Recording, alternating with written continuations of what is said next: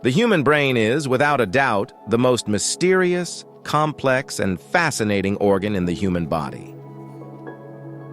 The brain explained. Find out exactly how the brain works, what the different parts are, as well as their respective functions. But first, what is the brain, and what does it do?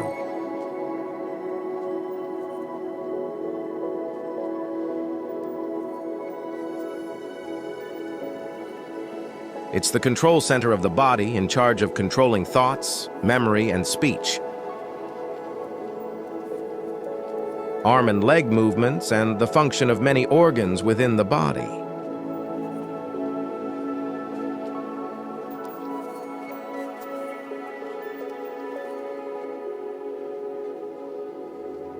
The brain processes multiple messages simultaneously through the 5 senses of sight, smell, hearing, touch, and taste.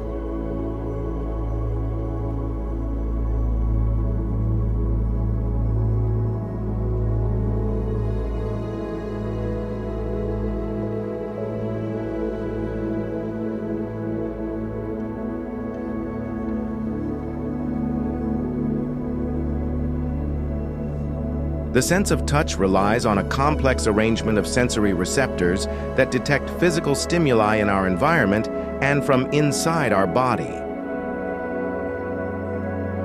Sweet, sour, salty, bitter, and savory tastes can actually be sensed by all parts of the tongue. The sense of sight is the ability of the eyes to see objects around you. Hearing, or auditory perception, is the ability to perceive sounds through an organ, such as an ear, by detecting vibrations as periodic changes in the pressure of a surrounding medium.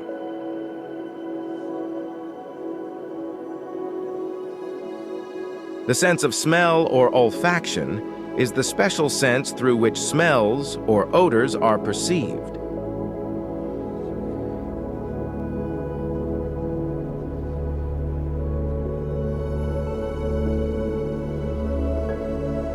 The brain also determines how people respond to stressful situations. You may have heard of fight or flight, a physiological reaction that occurs in response to a perceived harmful event, attack, or threat to survival.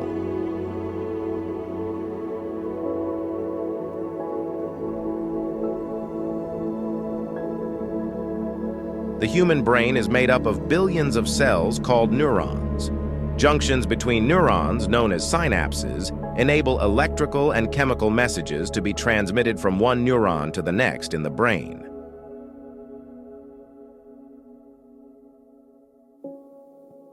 There are many different parts that make up the brain and central nervous system. All the different parts of the brain have their very own unique functions.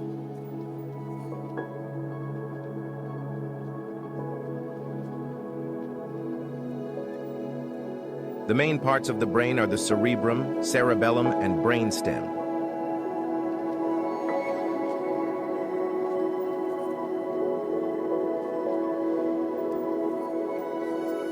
The brainstem is the lower extension of the brain, located in front of the cerebellum and connected to the spinal cord. It consists of 3 structures: the midbrain, pons, and medulla oblongata.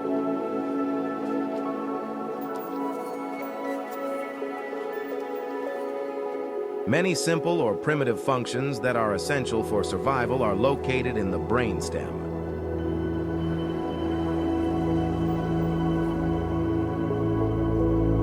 The medulla oblongata controls breathing, blood pressure, heart rhythms, and swallowing. Messages from the cortex to the spinal cord and nerves that branch from the spinal cord are sent through the pons and the brainstem.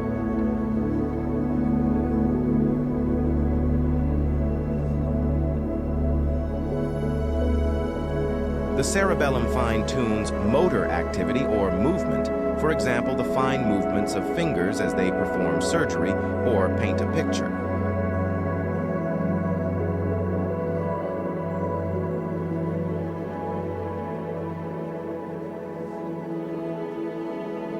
It aids in maintaining posture and a sense of balance by regulating muscle tone and limb position.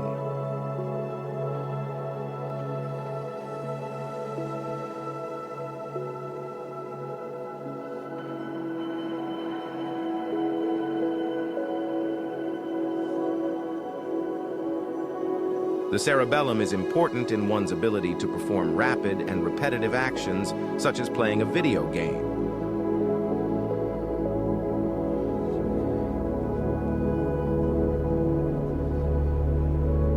The cerebrum, which forms the major portion of the brain, is divided into two major parts, the right and left cerebral hemispheres.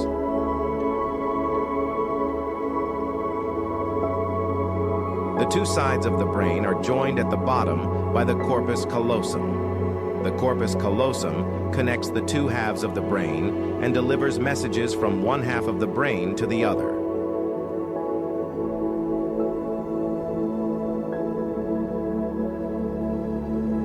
The cerebral hemispheres have several distinct fissures.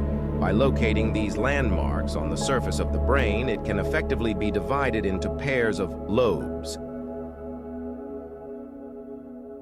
There's the frontal lobe, temporal lobe, parietal lobe, occipital lobe. The right time to subscribe is now.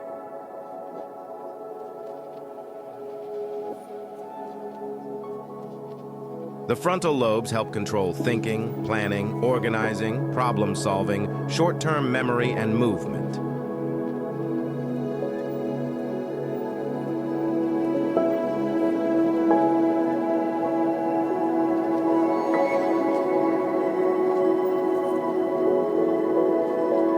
The parietal lobes help interpret feeling, known as sensory information. The lobes process taste, texture, and temperature.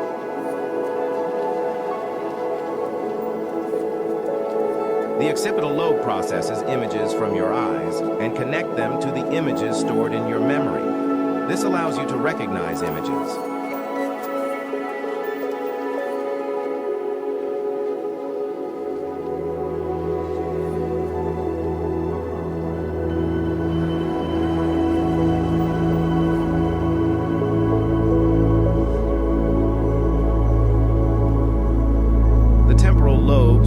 Process information from your senses of smell, taste, and sound. They also play a role in memory storage.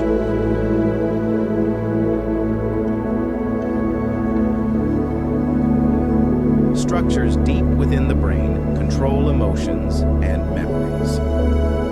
Known as the limbic system, these structures come in pairs. Each part of this system is present in both halves of the brain.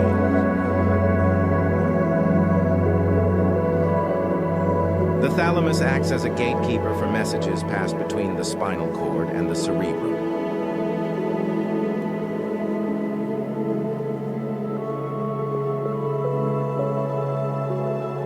The hypothalamus controls emotions. It also regulates your body's temperature and controls functions such as eating or sleeping.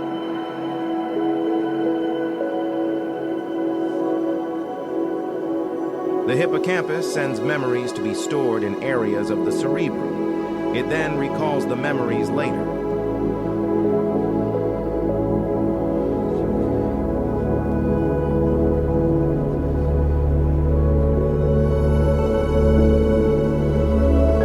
Sometimes called the master gland, the pituitary gland is a pea-sized structure found deep in the brain behind the bridge of the nose. The pituitary gland governs the function of other glands in the body, regulating the flow of hormones from the thyroid, adrenals, ovaries, and testicles. Small, almond-shaped structures, the amygdala is located under each half hemisphere of the brain. The amygdalae regulate emotion and memory and are associated with the brain's reward system, stress, and the fight or flight response when someone perceives a threat. The pineal gland responds to light and dark and secretes melatonin, which regulates circadian rhythms and the sleep-wake cycle.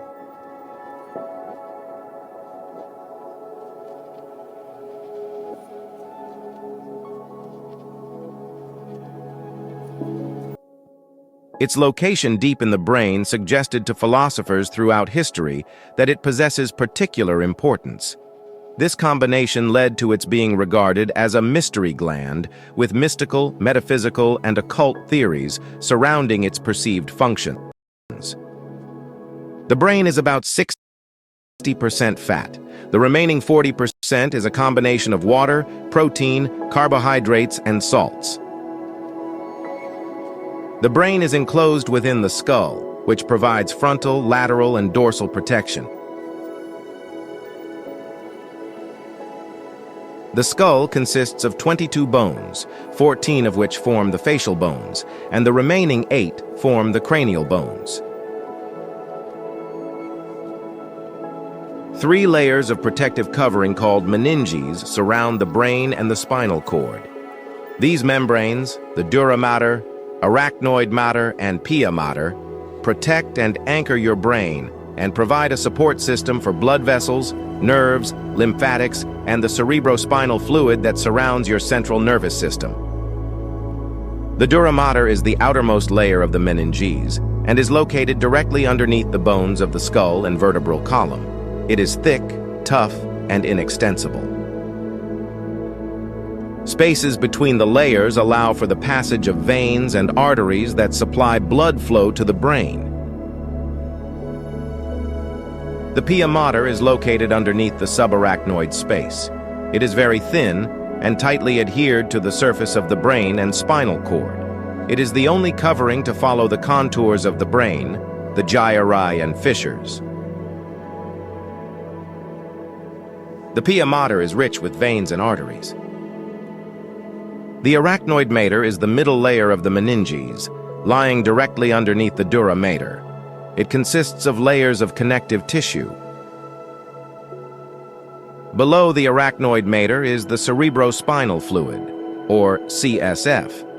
This fluid cushions the entire central nervous system, brain, and spinal cord, and continually circulates around these structures to remove impurities. All of the nerves in your body that are outside of the brain and spinal cord make up the peripheral nervous system.